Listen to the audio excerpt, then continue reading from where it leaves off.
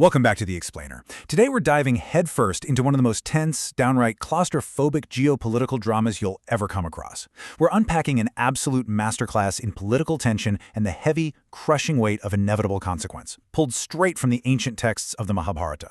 We're going to get right inside the psychology of a ruler who is watching the dominoes fall, knowing exactly who pushed the first one over. Imagine this for a second. What actually happens when you realize you've started a war you are absolutely, unequivocally guaranteed to lose? You're an absolute ruler, sitting there in your palace, totally surrounded by your armies, and yet you feel completely defenseless. It's the ultimate leadership nightmare.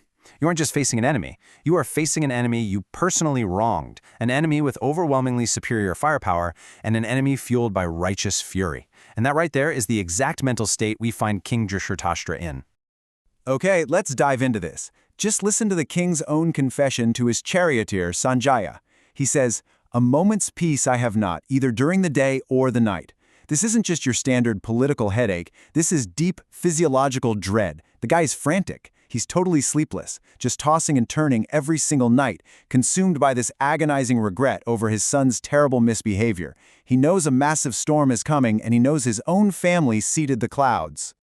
Part 1. The King's Sleepless Dread.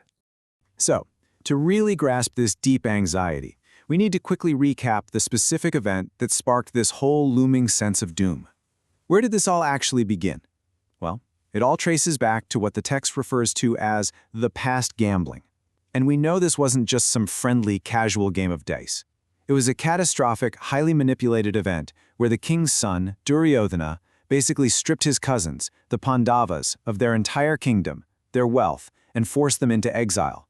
But the real sin, the absolute unforgivable line that was crossed, was the public humiliation of their wife, Draupadi.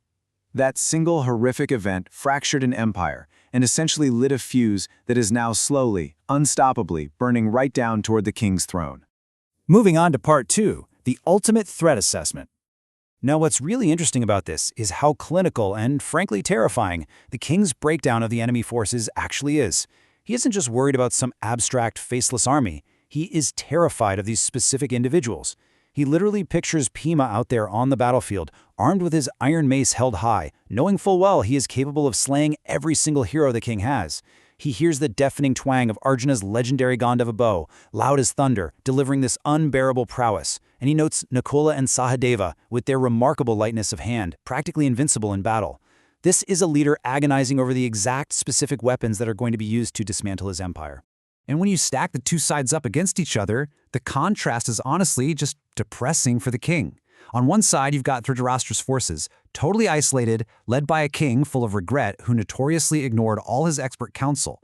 Then on the other side, the Pandava coalition, entirely unified, seemingly invincible, filled with rage, and most terrifyingly for the king, commanded by legendary figures like Rama and Krishna. The king himself admits that all his warriors assembled together cannot even bear the impetus of the enemy's vanguard. It is a completely doomed mismatch. Part 3. The Intelligence Report. Enter Sanjaya. Sure, he is the king's chariot driver, but in this context he is acting as the ultimate ancient intelligence gatherer, and he is about to deliver a severe reality check. Sanjaya absolutely does not sugarcoat things just to protect the king's fragile feelings. He delivers the ultimate "I told you so." He flat out tells him, "This hath been thy great fault, O king." Sanjaya's spies have just returned from the woods of Kamyaka, where the Pandavas are exiled, and the intel is bad. Sanjaya reminds the king of his fatal flaw. He had the power to stop his son from committing that terrible insult during the dice game, but out of blind affection, he did nothing. And now, the bill is coming due. And the sheer scale of the threat, it is mind-boggling. Sanjaya reports the size of the coalition Krishna is rallying to the Pandavas' side, and you just have to listen to this roster. We are talking about the Vangas and Angas, the Pandras and Odras, the Cholas and Dravidas, natives of Lanka and Sinhalhas, Kiratas and Yavanas, Horahunas and Chinas, Kakayas and Kazmiras. It's a complete geopolitical avalanche. This is not just some local family feud anymore. Krishna is rallying the entire known world to exact justice. The overwhelming nature of that list is exactly what is keeping the king awake at night. Which brings us to Part 4, Promises of Bloody Revenge. Let's bring this back down from the macro geopolitical level to something deeply, viscerally personal. Because remember, this war isn't about territory. It is purely about vengeance. The intelligence report includes the vows made to the wronged Draupadi, and the imagery here is brutally dark. Beasts of prey and birds shall eat their flesh. Jackals and vultures will drink their blood. This isn't a promise of a clean, honorable, standard military defeat. No, this is a promise of utter, gruesome annihilation. It starkly highlights the absolute brutality of the vengeance that is barreling toward the king's family. The intelligence report even includes a highly specific hit list. Krishna has marked exactly who is going to pay for the insult to Draupadi. Duryodhana, Karna, Dasasana, and Suvala's son. The vow is chillingly precise. All of them will be slain in the course of a single day. The horrific consequences of dragging a queen by the hair are laid out right there in clinical, bloody detail. Sanjaya then relays this question asked by the enemy camp, and it's really worth pausing to let it sink in. Who is there that, desiring to live, will encounter these in battle, resembling angry lions of erect manes? I actually want to ask you that as a viewer. Look at the forces aligned against the king. Look at the sheer rage. Who in their right mind would step onto a battlefield against them?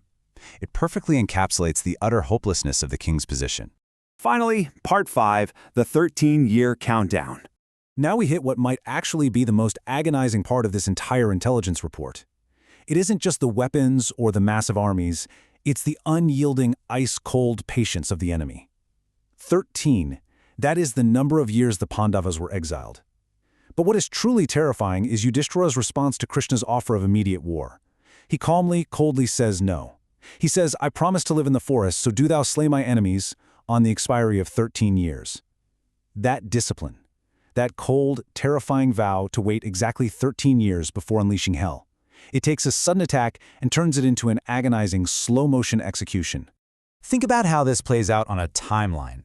Phase 1 was the gambling match, the initial sin. Phase 3 is the inevitable bloodshed, the consequence. But King Dhritarashtra, he is trapped right here in Phase 2, the 13-year exile. He is completely stuck in the psychological torture of the middle phase. He can't go back and change the past, and he has zero power to stop the future. He is literally just sitting on his throne, losing his mind, waiting for the clock to run out. And this brilliantly illustrates how the narrative arc comes full circle. Hearing all of this, Dhritarashtra realizes something horrifying. He remembers his old advisor Vidura, who explicitly warned him back during the dice game. Vidura prophesied, a terrible bloodshed ending in the destruction of all the Kurus will be the result. The king realizes right now that the prophecy wasn't a warning, it was a guarantee. Total destruction is now entirely unavoidable. So I want to leave you with this final, provocative thought to chew on as we wrap up this explainer. Put yourself in the king's shoes for a second, just staring down the barrel of a clock, counting down your own doom. If you knew total annihilation was exactly 13 years away, what would you do? Would you try to fight fate, or would you just lie awake at night, listening to the clock tick? Thanks for joining me on this deep dive. Keep asking questions and keep exploring.